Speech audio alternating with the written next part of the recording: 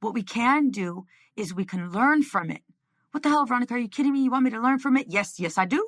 Yes, I do. Yes, I do want you to learn from it. Yeah, you want to know why? I don't want you to be imprisoned by it anymore. You deserve more. You don't deserve to be handcuffed to your past. Who the hell wants to sign up for that? Not on my watch. We are going to heal.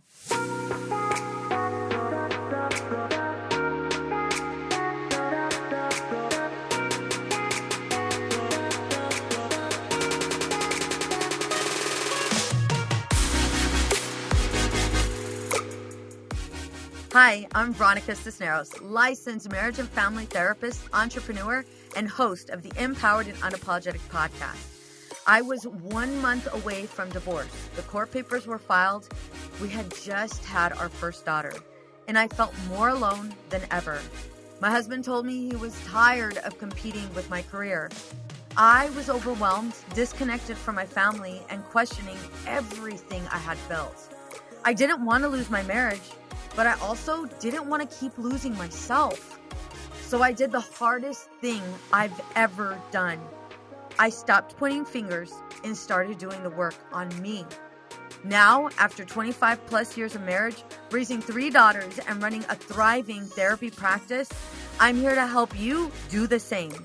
This podcast is for the woman who looks like she has it all together, but secretly feels like she's falling apart. We're talking real marriage struggles, parenting teens, rebuilding trust, reclaiming identity, and finally feeling like you again. Pull up a seat. You don't have to figure it out alone. This is Empowered and Unapologetic.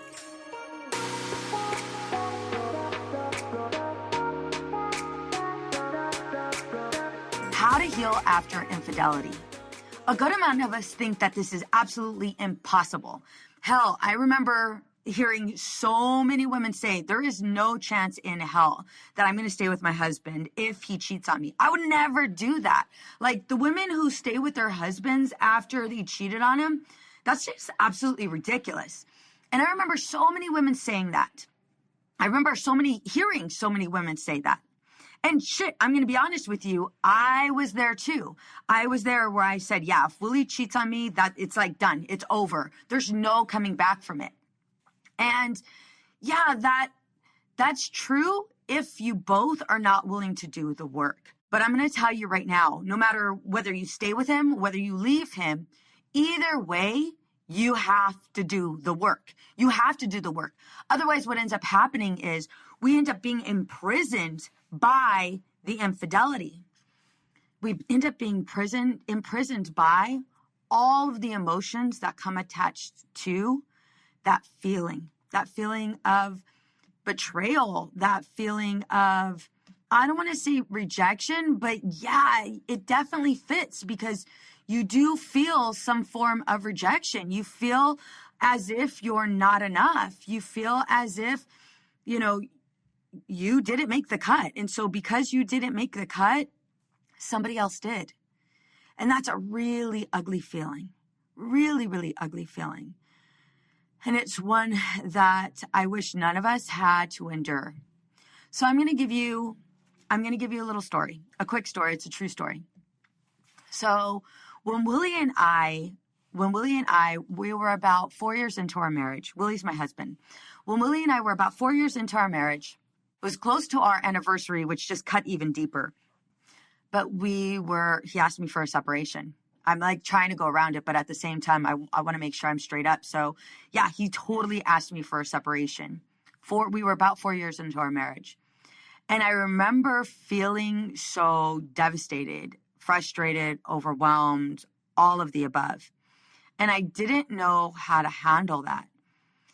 And I remember not only did he ask me for separation, but he also wanted a divorce. And so it was like, And I remember in the beginning, I did everything I could to fight for my marriage. And I mean everything. I hate to say this. I'm going to be honest with you. I hate to completely admit this, but I remember when he asked me for a divorce. I remember him coming over to the house. Aaliyah was just born. So what was that? Aaliyah was born in August, and we were up for divorce, or we were at least in talks of divorce in October. So she was only a couple months. What is that? August to September, October. Yeah, 2 months. Not even 2 full months. And I remember feeling so confused. So he came home to get all of his stuff. And I remember running to the car and parking my car right behind him to block him. I swear to you. I swear to you, that's exactly what happened. And I'm totally embarrassed to say that. And at the same time, I've learned so much from that. So I blocked his car, ran upstairs, and I remember pleading to him, begging him to stay, literally begging him to stay, crying. He kept all of his uniforms in Aaliyah's room. So Aaliyah was in the crib. She had no idea what was going on. And I mean, she's a baby, right? And I'm there crying to him while he's gathering all of his clothes. All of his clothes. And I'm hoping that maybe he'll leave some clothes behind because that means he'll come back. And I remember feeling so confused, so frustrated, so overwhelmed. I didn't know what to do. I wasn't enough. Duh, of course that's the answer. I wasn't enough. How could I be? If I was enough, his ass would stay. If I was enough, we wouldn't be having these problems. If I was enough, then I would have the answers. He ended up leaving, and I watched him leave because there was no way in hell I was moving my car. And I literally watched him inch his way out. And it was dark. And so he's like literally inching his way out. Have you ever seen the movie, Austin Powers? And you know that part where he's in the little cart? Oh my gosh, I don't remember the actual movie, but it's one of Austin Powers' like big movies. And it's like a really, really big clip in the movie where he's like in this cart and he tries to turn it around and he's like back and forth, back and forth. Literally, that was Willie. So Willie was back and forth, inching his way out, and I was crying. Don't get me wrong, a little bit was hilarious, but all of it was definitely embarrassing because this is where I was. I remember, so we were separated and on the verge of divorce. In April is when I received my court papers. And it had a date 1 month from that date that I received the letter. And so I think our court date was like in May. I might be off with the dates, but just bear with me. And I remember getting that letter, and I remember being devastated. By then, I had already done enough work on myself where it was like, screw it. If he's going to leave, he's going to leave. I changed my number. If you've listened to my podcast episodes and you're familiar with my story, you'll see like there's this huge transition because I went from begging to, okay, well, this is it. I went from begging to learning to acceptance, like full acceptance, where it's like, okay, this is what we're going to do. Got a job, went back to school, started working on myself. Because if he was leaving and we were getting a divorce, well, then Aaliyah needed a better mom. And where I was in that moment was not a better mom. I was a devastated mom and I lost myself. So I did the work on myself, received the court papers. And then that same day that I received the court papers, Willie came home. He and I hadn't really talked. I changed my number and he was communicating through my mom to go ahead and get access with Aaliyah. I didn't want to deprive him at all. You know, he was a drill instructor during that time, and I wanted to make sure that he had complete access when he was free to her. And so we made it happen that way. So we ended up having a conversation. We ended up reconciling, getting back together. And this is where it gets crazy. So I'm grocery shopping, right? We're back together. Everything's great. So we're back to this healthy marriage, happy marriage. And I had decided, you know what? There's no way in hell, because by then I was already talking to another guy. I wasn't doing anything, girls, don't go there. But I was already talking to another guy. And I didn't know what he was doing. Obviously, I ended that relationship. It wasn't necessarily a relationship. I was just talking to him. But not kissing, none of that. Maybe I kissed him once or twice. But that's as far as it went. But I remember, so when he came back and we had reconciled, we had both made the decision that there was no way in hell that we were going to talk about our pasts. And I was thankful for that because I was talking to guys and I was going out. So I was like, hell yeah, I ain't saying nothing. I'm not saying nothing.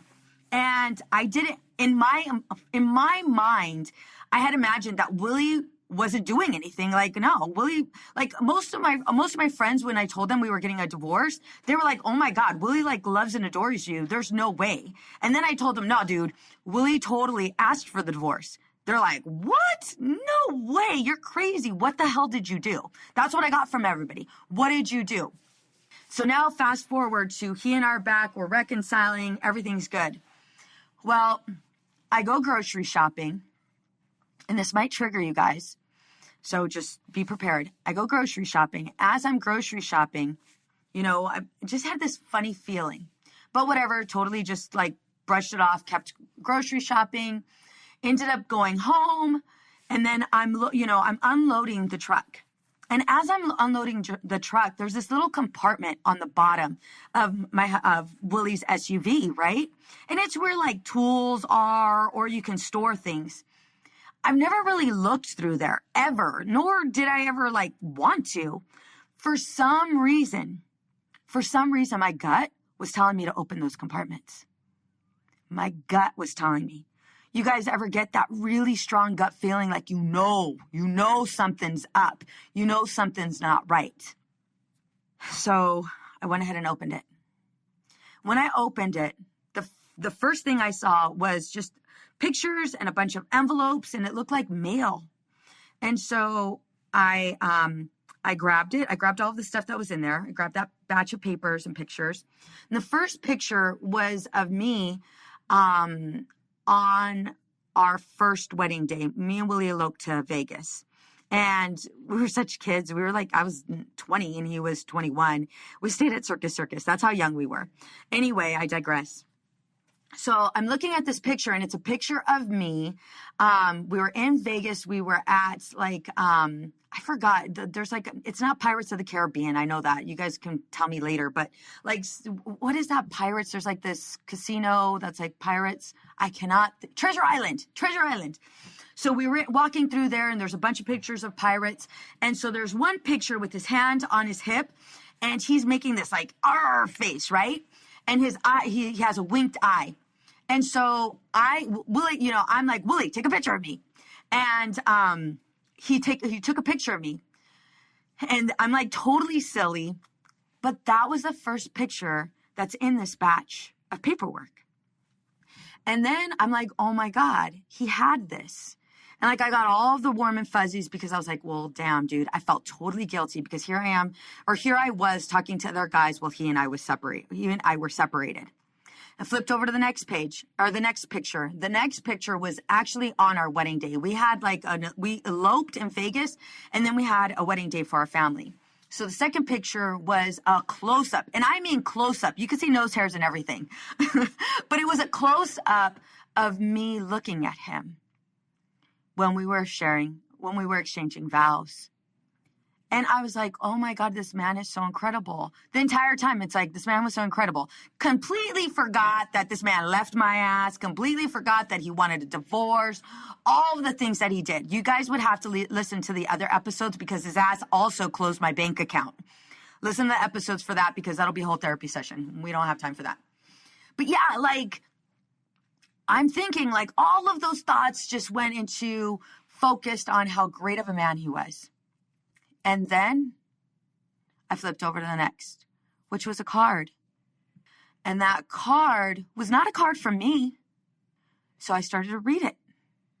And as I was reading, have you ever read something, but you're like so confused and you're like, you have to read it like 80 times because it's just not making sense at all. Like you're reading it, but like as you're reading it, there's like all of these emotions that are coming up and they're real emotions and they're frustrating. Like you're just like, heart is beating 50,000 miles per hour. Yeah, that's exactly what was happening to me. We call it flooding. I'm going to teach you more about that in a minute. My thoughts started going crazy, racing. My emotions became overwhelming. My heart was pounding out of my chest because this woman was professing her love for my husband. And it was talking. It was like basically one of those cards where it like says everything you want to say to somebody. And it's all written in like this card. And then, so it's all professionally written, right? By like Hallmark or whoever the hell wrote that damn card. I'm still not bitter. But yeah, it was all professionally written. And then I open it and it finishes off, right, with whatever love, beautiful things it needed to say. And then on the bottom was her writing. And it was just saying how in love she was with Willie, how happy she was. I completely froze. Was my husband cheating on me? But then how is it cheating if we're separated? And then how maybe was I cheating on him? Yeah, I didn't engage in any sexual activity with any men while my husband and I were divorced. But like reading this stuff, it was like, oh yeah, like they're not friends. They didn't just kiss. Like this is more than that. This is like a full-on relationship. And my heart dropped. I immediately picked up the phone and I called Willie. And I called him and I was like, he answered and I said, I kid you not. I said, who is, and I'm going to change her name on purpose because it's just not fair altogether.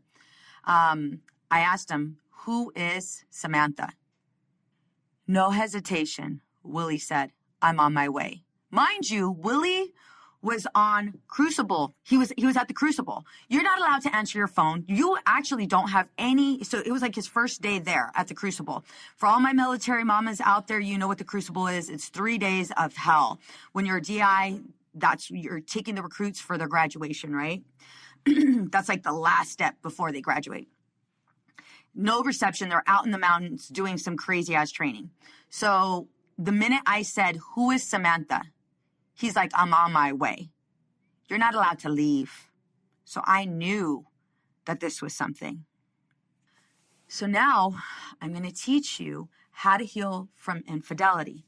A lot of people might say, that's not infidelity, Veronica. You guys weren't together at the time. Yeah, that might be true for you. But for me, we weren't divorced. And yeah, we might end up measuring, well, wait a minute. No, my husband actually cheated on me, in our room, or my husband actually cheated on me, while we were dating, or whatever it is. It is very important for you and your partner to be able to have a conversation where you define cheating. For some of you, it might be cheating if your husband watches porn. For some of you, it might be cheating if they actually physically engage in sex. For some of you, it might be cheating if he's talking to a woman on social media. We all define cheating in different ways. It is important that both parties are very, very clear on what cheating is.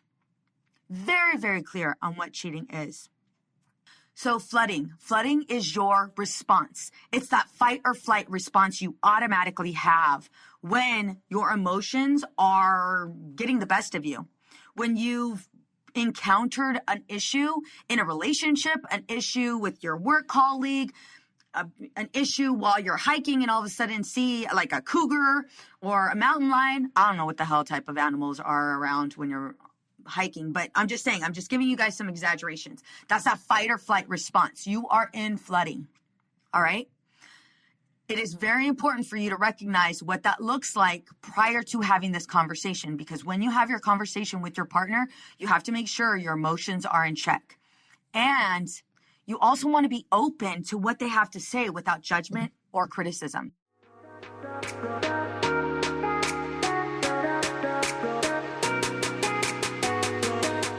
Nothing breaks my heart more than watching women pour into everyone else and feel like they've completely lost themselves in the process. That's why I have founded Outside the Norm Counseling, because therapy shouldn't feel like one more thing on your to-do list. It should feel like relief. I'm Veronica Cisneros, licensed marriage and family therapist and host of the Empowered and Unapologetic podcast. And I know what it's like to look around at your life and think, why does everything feel fine, but feel so off? At Outside the Norm Counseling, we help women who are high functioning on the outside, but silently falling apart inside. Women who are waking up overwhelmed, snapping at the people they love, and carrying guilt that never seems to lift. And if you're not ready for therapy, that's okay. Let's start small. With my self-paced course, Reignite Your Marriage and Reclaim Your Identity, This is for you, not your husband. Because when you reconnect with yourself, everything else begins to shift. Head to OutsideTheNormCounseling.com to start. Remember, you don't have to keep holding it all together. You just have to take the first step.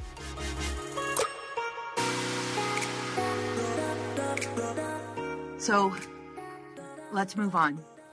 When we've endured infidelity, research and studies show that women who have faced infidelity have similar traits of those that have PTSD, post-traumatic stress disorder.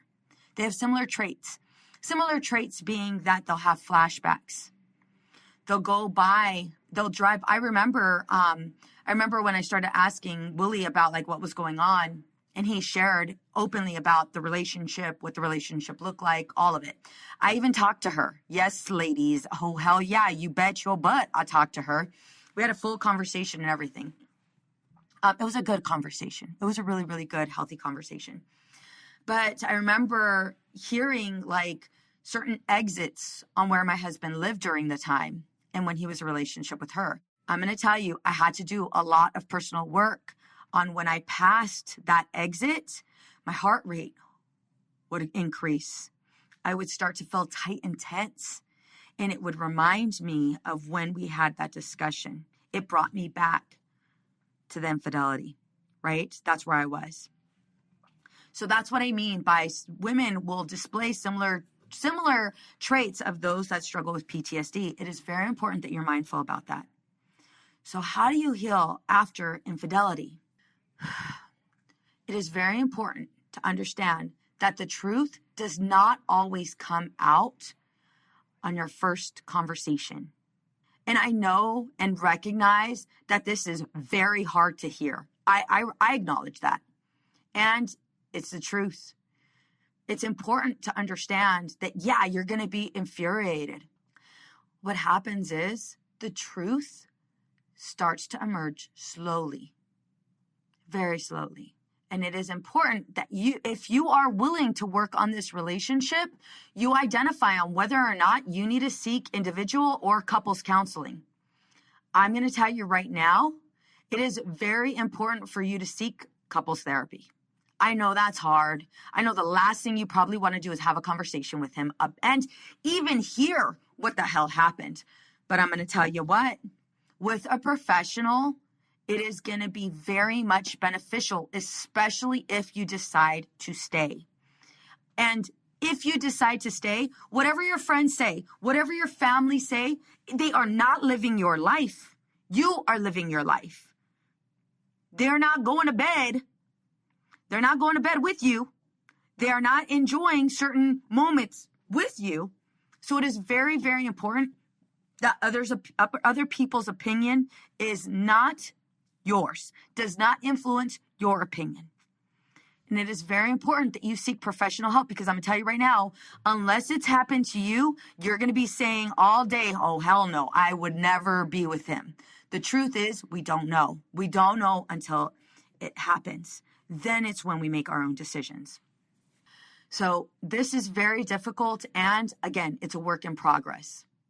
I want you to understand this as well. The problems in the relationship did not cause the affair, but are very, very, very important, extremely important. And the reason why is because most of us go into criticism, contempt, defensiveness, and we even go into stonewalling. Those are things that attribute to an unhealthy relationship. I'm not saying there are reasons for infidelity, but if you're showing up with disgust, contempt over and over with your partner, and your partner doesn't know how to set boundaries and don't know how to speak up for themselves, yeah, other people's interest is going to be their interest. I'm not saying it's your fault. I just want you to recognize that when we're in unhealthy relationships, yeah, it's a little bit easier for people to stray. And I want you to know that. It is important also to go ahead and get to a place of acceptance. And this is where radical acceptance comes in. Radical acceptance is a dialectical behavioral therapeutic skill. It is one that Marsha Linehan created. So what is radical acceptance? Radical acceptance is when you stop fighting reality, stop responding with impulsive or destructive behaviors when things aren't going the way you want them to, and let go of bitterness that may be keeping you trapped in a cycle of suffering. Totally Googled that right now. But I think it's important for you guys to identify or have the definition. So what does radical acceptance look like? Radical acceptance is when something completely unacceptable happened to you. It is unacceptable that there was infidelity. It is unacceptable that somebody stepped outside of the relationship. It is unacceptable that it was done in this manner, right? It was unacceptable that you would do that while I was pregnant. It is unacceptable. Unacceptable. It is unacceptable that you would do that and introduce them to our kids. I've heard those stories as well. It is unacceptable. Yeah, you're right. It is unacceptable. So radical acceptance is accepting the unacceptable so that you are no longer imprisoned by it. Let me repeat that for those in the cheap seats. Radical acceptance is to heal you. It is accepting the unacceptable so you no longer are handcuffed, imprisoned by your pain. I'm going to tell you right now, I work with a lot of women, and a lot of women stay very much stuck in not accepting what is already happening and living their life trying to change it. Let me give you some examples. Well, why the hell did you do that? What's wrong with you? Why would you do this? Nope. That answer's not good enough. Give me a different one. Why couldn't you have done this? Why wasn't I enough? That right there is suffering. It is suffering. And suffering, my friend, is a choice. Acceptance is a path to change. Suffering is you continuously repeating over and over, refusing to accept something that's already happening. Write that down. And if your kids or somebody is distracting you, come back to me. Being able to accept something, recognizing that you can't go back in time and change it. Does it hurt? Absolutely. Do you wish something would change? Do you wish that this had never happened to you?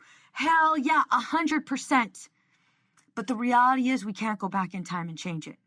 What we can do is we can learn from it. What the hell, Veronica, are you kidding me? You want me to learn from it? Yes, I do.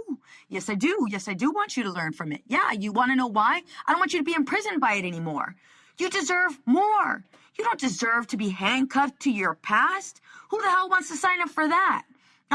Not on my watch. We are going to heal. So when you're accepting something that is unacceptable, right? You are taking the information. You are acknowledging your pain. You are acknowledging your frustrations. You are giving yourself time to heal. Okay? You're truly giving yourself time to heal.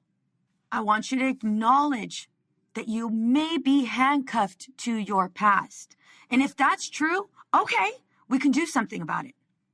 But I want you to acknowledge it. Acknowledge that there might be a feeling, something along the lines of, this should have never happened. I want you to be mindful of what this does to your body. Write it down. What emotions come up for you? What physical sensations come up for you? All right, does your heart beat? Do you feel tight and tense anywhere? Okay, that's where I want you to go. And then next, I want you to learn from it. What can you learn from this? Veronica, I don't want to learn shit. I learned that my husband's a lying, cheating, fill in the blank. Okay. And you want to go back with him. And he wants to work on the marriage. All right. So what do we do? What do we do? Because you complaining about it is you not accepting reality. What do you want to do? Well, I want to move on. I don't want this to haunt me. I want to heal. Okay. We can't keep on punishing him. Because you continuously punishing him is only putting your relationship back on the rocks. I'm not asking you to, love and adore him. I'm not asking you to do that. But I want you to recognize that this is your part of the healing process, just like he's going to have to do his. What can you learn from it? Now let me go back to my story. For me, I have learned that my relationship that I thought was 100% indestructible, nothing at all could penetrate it, at all. I learned that my relationship is 100% vulnerable to not only infidelity, but to divorce. That was a very, very hard pill to swallow. But I had to learn that because it was very important if I was going to move forward in my relationship that I placed a high value on not only my marriage, but on myself. I had to show up as my best version of myself for me, so that way I could connect and feel healed and not disconnect from my partner. That was really, really important. So I also learned, in addition to my relationship being vulnerable, what I had also learned was that I had compromised myself for so damn long, and I resented him for it. I didn't even know that was happening. I'd lost myself. How many women here have lost themselves in being a mom, lost themselves in being a wife, being all to everybody and leaving you with nothing? How many of you here have struggled with that, where you don't even know who the hell you are outside of all of the roles you play? I'm going to tell you right now, that was me. That was me, 100% me. I didn't even know it. It took this for me to realize it. My life was completely dependent on how much my husband valued me. My life was completely dependent on how I showed up in the house, how my house looked, right? My life was completely identified as being a mom and a wife. I didn't know who the hell I was. I was on this autopilot, like freaking hamster wheel. I didn't even realize it. And I didn't realize it until I started stepping outside of my comfort zone and truly accepting change. So what I learned from this is, Veronica, you can endure a great amount of pain and it will not bring you down. You can endure a great amount of pain and come back 10 times better.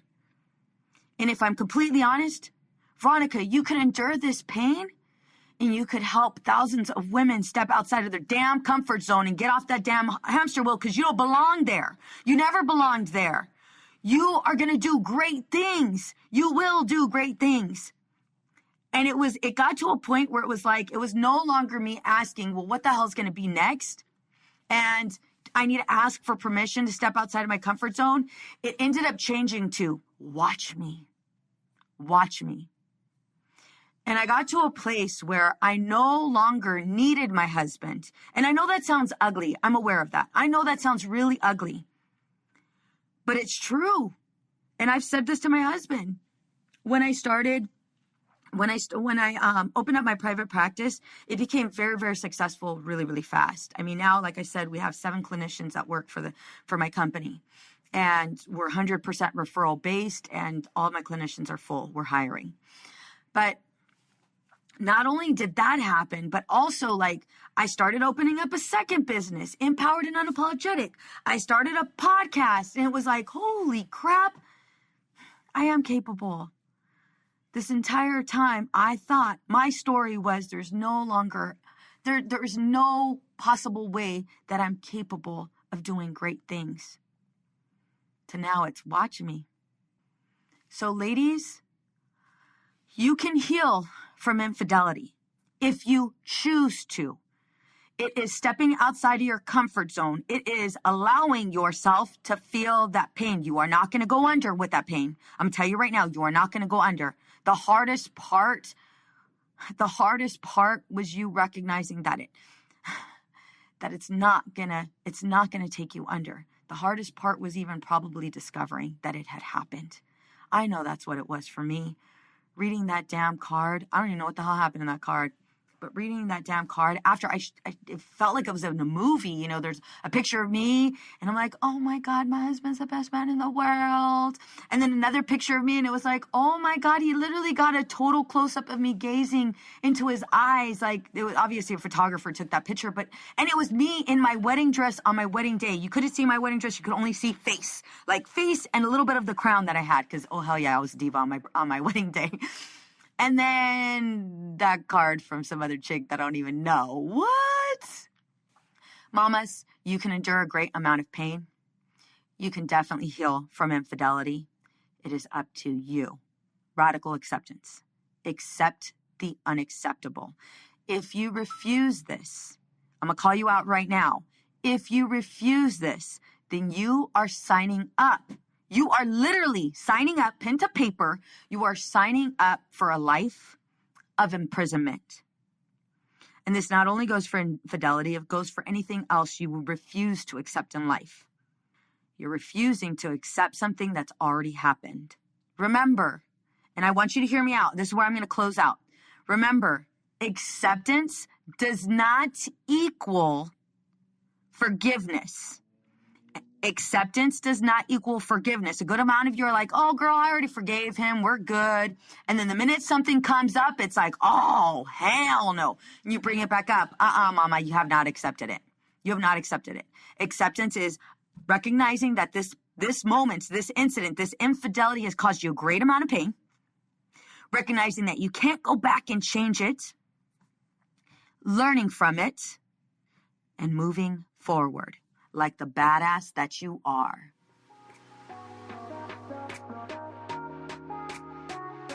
Many women lose their own identity in the shadow of being a mom and a wife. We are a community of women who support each other. We leave perfectionism behind to become empowered and unapologetic. I want to personally invite you to join our Girl Gang. It's a free Facebook community for women just like you. Go to www.facebook.com/groups/empowered and unapologetic. See you there. What's up, ladies? Just want to let you guys know that your ratings and reviews for this podcast are greatly appreciated. If you love this podcast, please go to iTunes right now, write a review, rate the episode, and subscribe. Don't forget to share it with your friends.